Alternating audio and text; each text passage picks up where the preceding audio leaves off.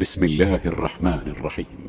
سيقول السفهاء من الناس ما ولاهم عن قبلتهم التي كانوا عليها قل لله المشرق والمغرب يهدي من يشاء إلى صراط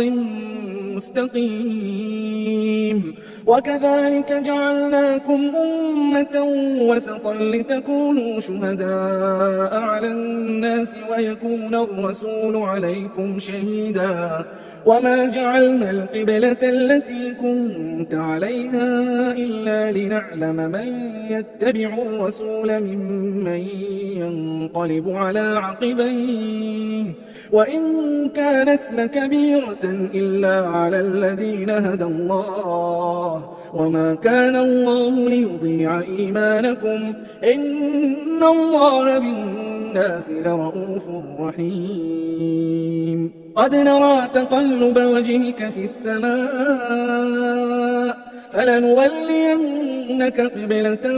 ترضاها فول وجهك شطر المسجد الحرام وحيث ما كنتم فولوا وجوهكم شطره وإن الذين أوتوا الكتاب ليعلمون أنه الحق من ربهم وما الله بغافل عما يعملون. ولئن أتيت الذين أوتوا الكتاب بكل آية ما تبعوا قبلتك وما أنت بتابع قبلتهم وما بعضهم بتابع قبلة بعض ولئن اتبعت أهواءهم من بعد ما جاءك من العلم إنك إذا لمن الظالمين. الذين آتيناهم الكتاب يعرفونه كما يعرفون أبناءهم وإن فريقا منهم ليكتمون الحق وهم يعلمون. الحق من ربك فلا تكونن من الممترين. ولكل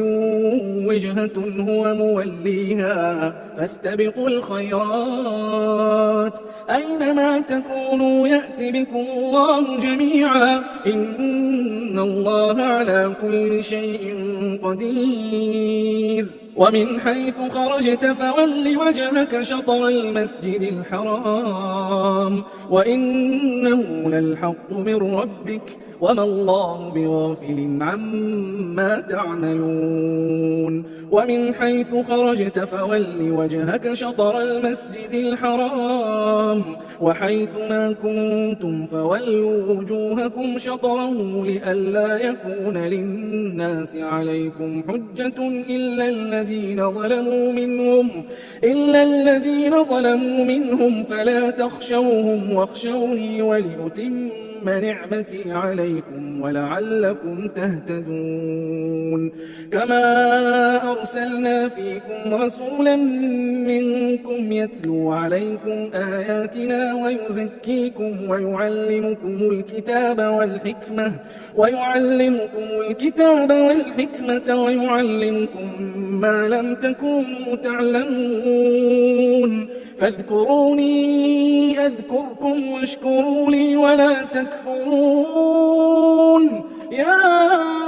أيها الذين آمنوا استعينوا بالصبر والصلاة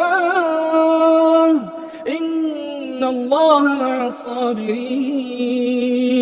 ولا تقولوا لمن يقتل في سبيل الله أموات بل أحياء ولكن لا تشعرون. ولنبلونكم بشيء من الخوف والجوع ونقص من الأموال والأنفس والثمرات وبشر الصابرين الذين إذا أصابتهم مصيبة قالوا إنا لله وإنا إليه راجعون. أولئك عليهم صلوات من ربهم ورحمة وأولئك هم المهتدون. إن الصفا والمروة من شعائر الله، فمن حج البيت أو اعتمر فلا جناح عليه أن يطوف بهما، ومن تطوع خيرا فإن الله شاكر عليم. إن الذين يكتمون ما أنزلنا من البينات والهدى من بعد ما بيناه للناس في الكتاب أولئك يلعنهم الله ويلعنهم اللاعنون، إلا الذين تابوا وأصلحوا وبينوا فأولئك أتوب عليهم وأنا التواب الرحيم. إن الذين كفروا وماتوا وهم كفار أولئك عليهم لعنة الله والملائكة والناس أجمعين خالدين فيها لا يخفف عنهم العذاب ولا هم ينظرون. وإلهكم إله واحد لا إله إلا هو الرحمن الرحيم. إن في خلق السماوات والأرض واختلاف الليل والنهار والفلك التي تجري في البحر بما ينفع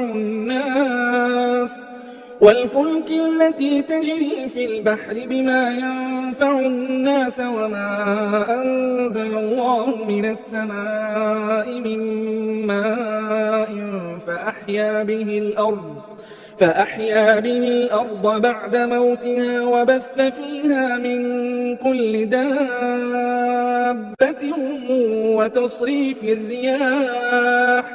وتصريف الرياح والسحاب المسخر بين السماء والأرض لآيات لقوم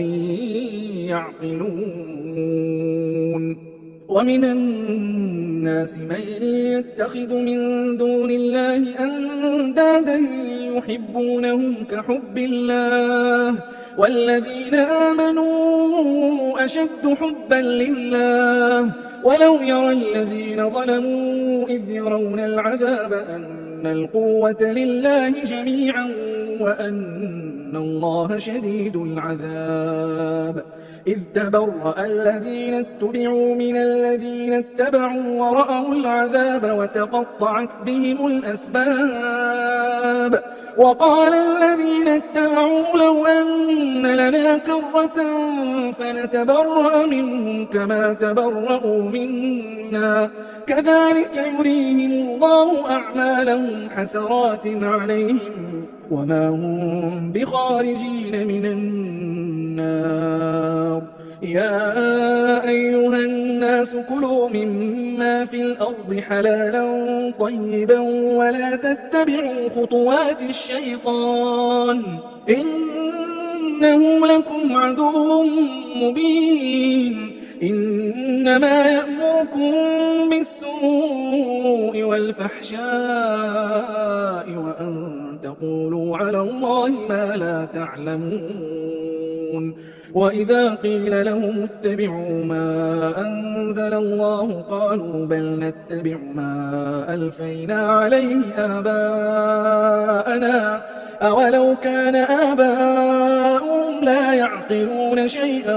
ولا يهتدون. ومثل الذين كفروا كمثل الذي ينعق بما لا يسمع إلا دعاء ونداء صم بكم عمي فهم لا يعقلون. يا أيها الذين آمنوا كلوا من طيبات ما رزقناكم واشكروا لله إن كنتم إياه تعبدون. إنما حرم عليكم الميتة والدم ولحم الخنزير وما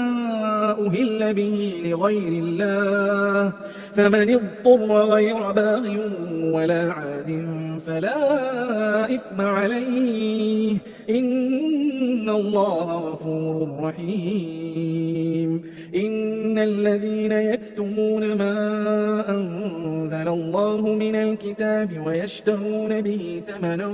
قليلا أولئك ما يأكلون في بطونهم إلا النار ولا يكلمهم الله يوم القيامة ولا يزكيهم ولهم عذاب أليم. أولئك الذين اشتروا الضلالة بالهدى والعذاب بالمغفرة فما أصبرهم على النار. ذلك بأن الله نزل الكتاب بالحق وإن الذين اختلفوا في الكتاب لفي شقاق بعيد. ليس البر أن تولوا وجوهكم قبل المشرق والمغرب ولكن البر من آمن بالله واليوم الآخر والملائكة والكتاب والنبيين وآتى المال على حبه ذوي القربى واليتامى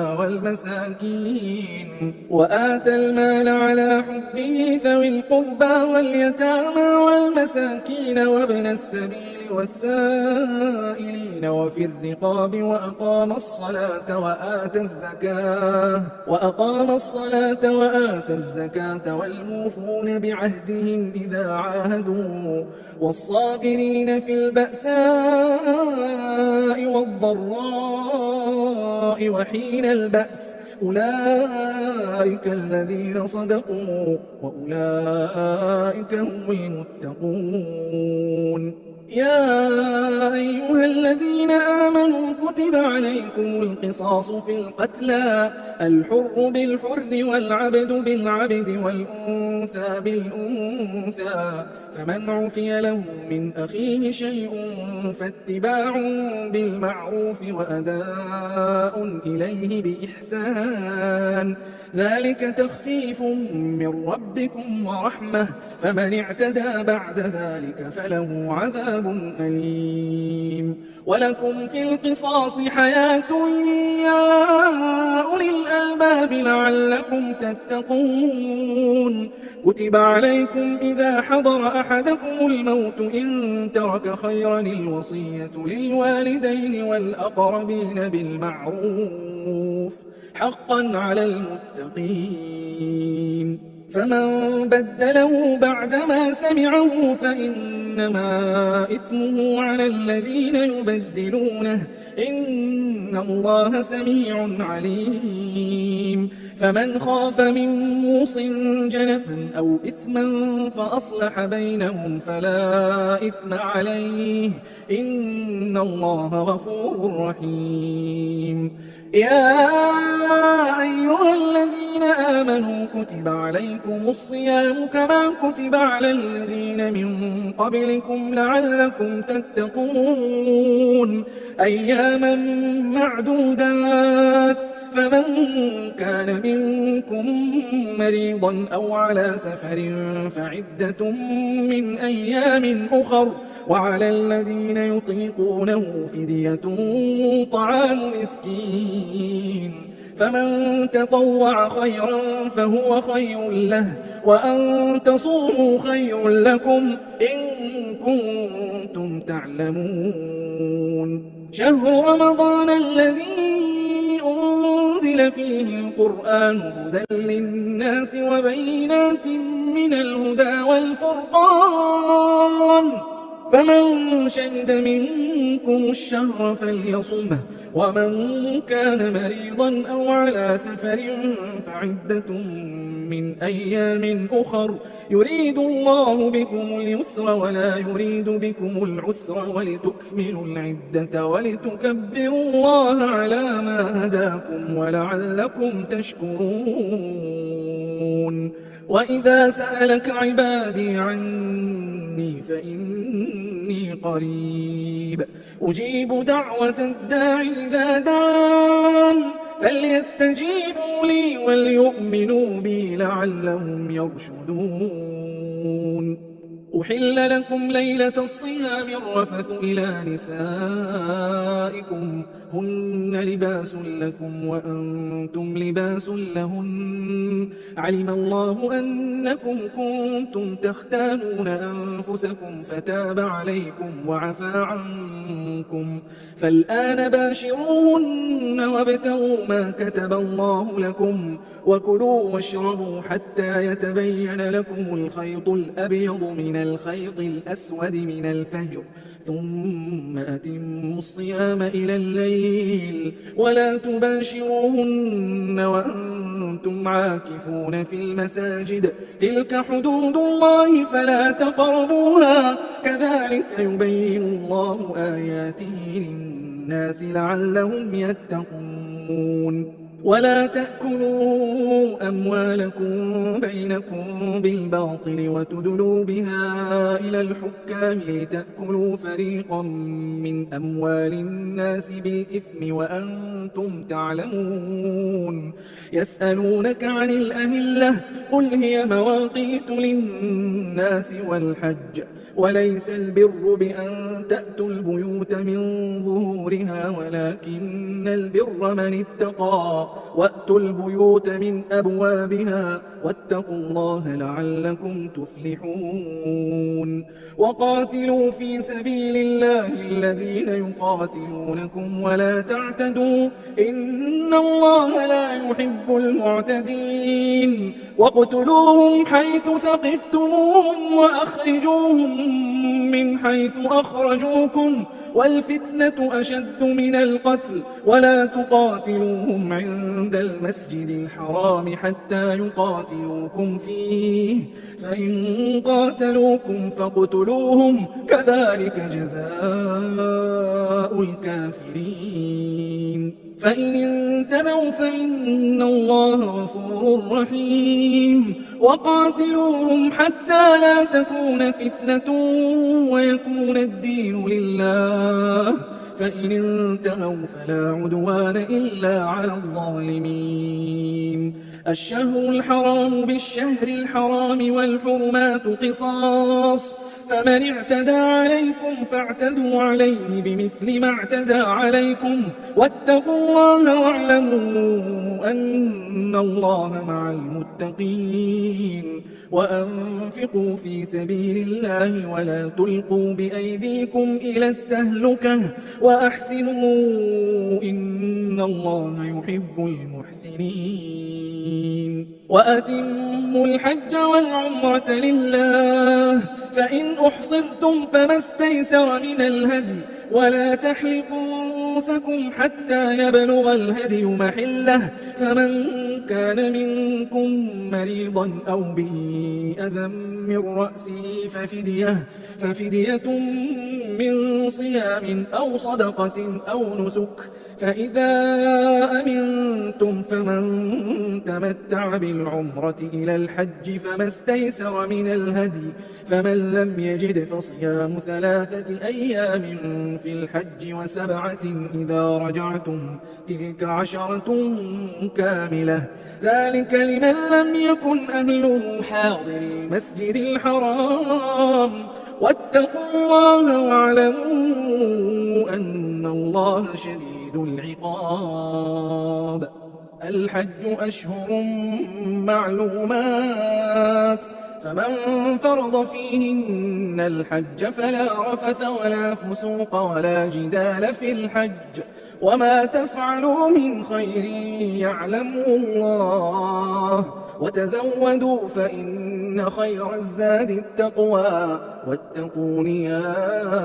أولي الألباب ليس عليكم جناح أن تبتغوا فضلا من ربكم فإذا أفضتم من عرفات فاذكروا الله عند المشعر الحرام واذكروه كما هداكم وإن كنتم من قبله لمن الضالين ثم أفيضوا من حيث أفاض الناس واستغفروا الله إن الله غفور رحيم فإذا قضيتم مناسككم فاذكروا الله كذكركم آباءكم أو أشد ذكرا فمن الناس من يقول ربنا آتنا في الدنيا وما له في الآخرة من خلاق ومنهم من يقول ربنا آتنا في الدنيا حسنة وفي الآخرة حسنة وقنا عذاب النار أولئك لهم نصيب مما كسبوا والله سريع الحساب واذكروا الله في أيام معدودات فمن تعجل في يومين فلا إثم عليه ومن تأخر فلا إثم عليه لمن اتقى واتقوا الله واعلموا أنكم إليه تحشرون ومن الناس من يعجبك قوله في الحياة الدنيا ويشهد الله على ما في قلبه وهو ألد الخصام وإذا تولى سعى في الأرض ليفسد فيها ويهلك الحرث والنسل والله لا يحب الفساد وإذا قيل له اتق الله أخذته العزة بالإثم فحسبه جهنم ولبئس المهاد ومن الناس من يشري نفسه ابتغاء مرضات الله والله رؤوف بالعباد يا أيها الذين آمنوا ادخلوا في السلم كافة ولا تتبعوا خطوات الشيطان إنه لكم عدو مبين فإن زللتم من بعد ما جاءتكم البينات فاعلموا أن الله عزيز حكيم هل ينظرون إلا أن يأتيهم الله في ظلل من الغمام والملائكة وقضي الأمر وإلى الله ترجع الأمور سل بني إسرائيل كم آتيناهم من آية بينة ومن يبدل نعمة الله من بعد ما جاءته فإن الله شديد العقاب زين للذين كفروا الحياة الدنيا ويسخرون من الذين آمنوا والذين اتقوا فوقهم يوم القيامة والله يرزق من يشاء بغير حساب كان الناس أمة واحدة فبعث الله النبيين مبشرين ومنذرين وأنزل معهم الكتاب بالحق ليحكم بين الناس فيما اختلفوا فيه وما اختلف فيه إلا الذين أوتوه من بعد ما جاءتهم البينات بغيا بينهم فهدى الله الذين آمنوا لما اختلفوا فيه من الحق بإذنه والله يهدي من يشاء إلى صراط مستقيم أم حسبتم أن تدخلوا الجنة ولما يأتكم مثل الذين خلوا من قبلكم مستهم البأساء والضراء وزلزلوا حتى يقول الرسول والذين آمنوا معه متى نصر الله ألا إن نصر الله قريب يسألونك ماذا ينفقون قل ما أنفقتم من خير فللوالدين والأقربين واليتامى والمساكين وابن السبيل وما تفعلوا من خير فإن الله به عليم كتب عليكم القتال وهو كره لكم وعسى أن تكرهوا شيئا وهو خير لكم وعسى أن تحبوا شيئا وهو شر لكم والله يعلم وأنتم لا تعلمون يسألونك عن الشهر الحرام قتال فيه قل قتال فيه كبير وصد عن سبيل الله وكفر به والمسجد الحرام وإخراج أهله منه أكبر عند الله والفتنة أكبر من القتل ولا يزالون يقاتلونكم حتى يردوكم عن دينكم إن استطاعوا ومن يرتدد منكم عن دينه فيمت وهو كافر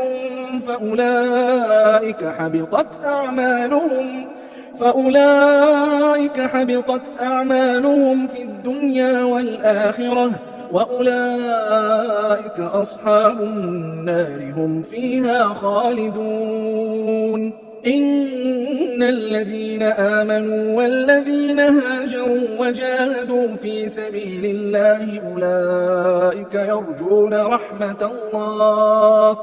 والله غفور رحيم يسألونك عن الخمر والميسر قل فيهما إثم كبير ومنافع للناس وإثمهما أكبر من نفعهما ويسألونك ماذا ينفقون قل العفو كذلك يبين الله لكم الآيات لعلكم تتفكرون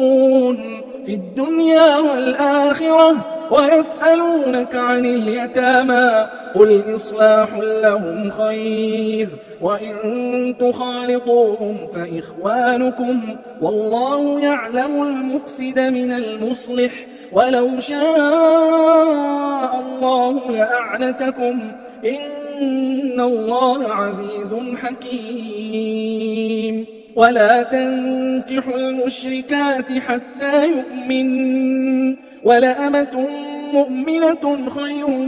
من مشركة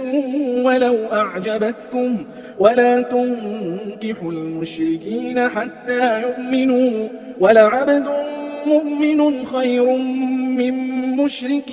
ولو أعجبكم أولئك يدعون إلى النار والله يدعو إلى الجنة والمغفرة بإذنه ويبين آياته للناس لعلهم يتذكرون ويسألونك عن المحيض قل هو أذى فاعتزلوا النساء في المحيض ولا تقربوهن حتى يطهرن فإذا تطهرن فأتوهن من حيث أمركم الله إن الله يحب التوابين ويحب المتطهرين نساؤكم حرث لكم فأتوا حرثكم أنى شئتم وقدموا لأنفسكم واتقوا الله واعلموا أنكم ملاقوه وبشر المؤمنين ولا تجعلوا الله عرضة لأيمانكم أن تبروا وتتقوا وتصلحوا بين الناس والله سميع عليم لا يؤاخذكم الله باللغو في أيمانكم ولكن يؤاخذكم بما كسبت قلوبكم والله غفور حليم للذين يؤلون من نسائهم تربص 4 أشهر فإن فاءوا فإن الله غفور رحيم وإن عزموا الطلاق فإن الله سميع عليم والمطلقات يتربصن بأنفسهن 3 قروء ولا يحل لهن أن يكتمن ما خلق الله في أرحامهن إن كن يؤمن بالله واليوم الآخر وبعولتهن أحق بردهن في ذلك إن أرادوا إصلاحا ولهن مثل الذي عليهن بالمعروف وللرجال عليهن درجة والله عزيز حكيم. الطلاق مرتان فإمساك بمعروف أو تسريح بإحسان ولا يحل لكم أن تأخذوا مما آتيتموهن شيئا إلا أن يخافا ألا يقيما حدود الله فإن خفتم ألا يقيما حدود الله فلا جناح عليهما فيما افتدت به تلك حدود الله فلا تعتدوها ومن يتعد حدود الله فأولئك هم الظالمون. فإن طلقها فلا تحل له من بعد حتى تنكح زوجا غيره فإن طلقها فلا جناح عليهما أن يتراجعا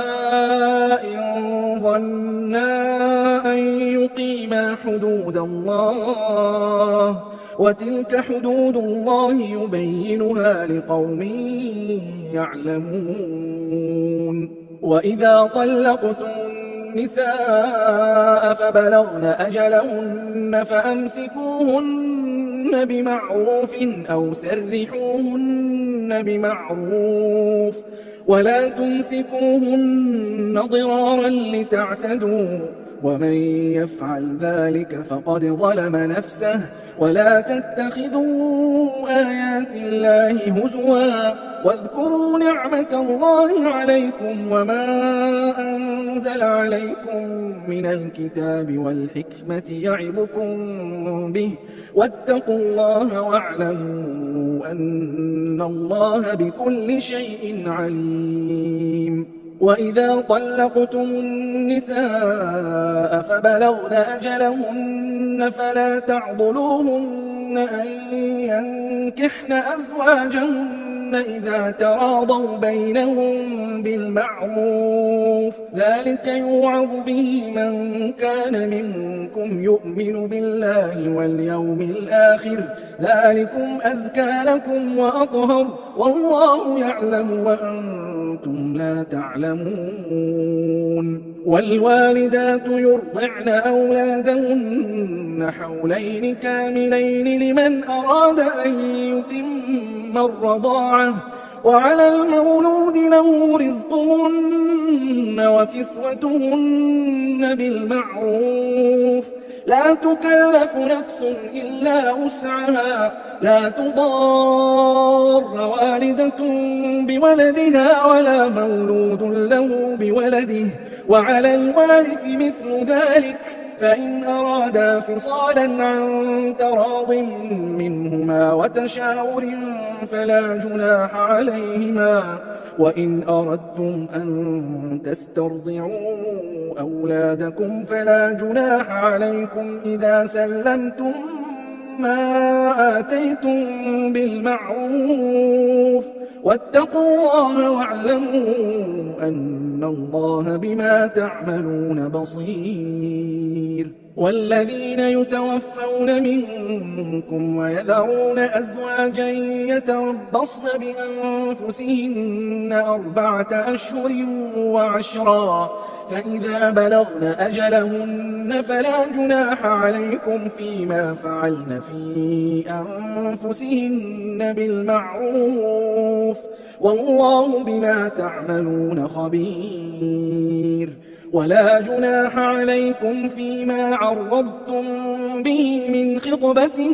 النساء أو أكننتم في أنفسكم علم الله أنكم ستذكرونهن ولكن لا تواعدوهن سرا إلا أن تقولوا قولا معروفا ولا تعزموا عقدة النكاح حتى يبلغ الكتاب أجله واعلموا أن الله يعلم ما في أنفسكم فاحذروه واعلموا أن الله غفور حليم لا جناح عليكم إن طلقتم النساء ما لم تمسوهن أو تفرضوا لهن فريضة ومتعوهن على الموسع قدره وعلى المقتر قدره متاعا بالمعروف حقا على المحسنين وإن طلقتموهن من قبل أن تمسوهن وقد فرضتم لهن فريضة فنصف ما فرضتم إلا أن يعفون أو يعفو الذي بيده عقدة النكاح وأن تعفوا أقرب للتقوى ولا تنسوا الفضل بينكم إن الله بما تعملون بصير حافظوا على الصلوات والصلاة الوسطى وقوموا لله قانتين فإن خفتم فرجالا أو ركبانا فإذا أمنتم فاذكروا الله كما علمكم ما لم تكونوا تعلمون والذين يتوفون منكم ويذرون أزواجا وصية لأزواجهم متاعا إلى الحول غير إخراج فإن خرجن فلا جناح عليكم فيما فعلن في أنفسهن من معروف والله عزيز حكيم وللمطلقات متاع بالمعروف حقا على المتقين كذلك يبين الله لكم آياته لعلكم تعقلون ألم تر إلى الذين خرجوا من ديارهم وهم ألوف حذر الموت فقال لهم الله موتوا ثم أحياهم إن الله لذو فضل على الناس ولكن أكثر الناس لا يشكرون وقاتلوا في سبيل الله واعلموا أن الله سميع عليم من ذا الذي يقرض الله قرضا حسنا فيضاعفه له أضعافا كثيرة والله يقبض ويبسط وإليه ترجعون ألم تر إلى الملأ من بني إسرائيل من بعد موسى إذ قالوا لنبي لهم ابعث لنا ملكا نقاتل في سبيل الله قال هل عسيتم إن كتب عليكم القتال ألا تقاتلوا قالوا وما لنا ألا نقاتل في سبيل الله وقد أخرجنا من ديارنا وأبنائنا فلما كتب عليهم القتال تولوا إلا قليلا منهم والله عليم بالظالمين وقال لهم نبيهم إن الله قد بعث لكم طالوت ملكا قالوا أنى يكون له الملك علينا ونحن أحق بالملك منه ولم يؤت سعة من المال قال إن الله اصطفاه عليكم وزاده بسطة في العلم والجسم والله يؤتي ملكه من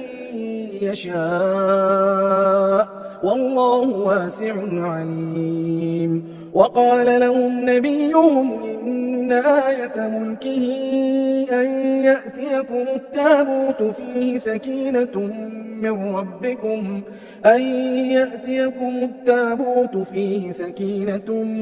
من ربكم وبقية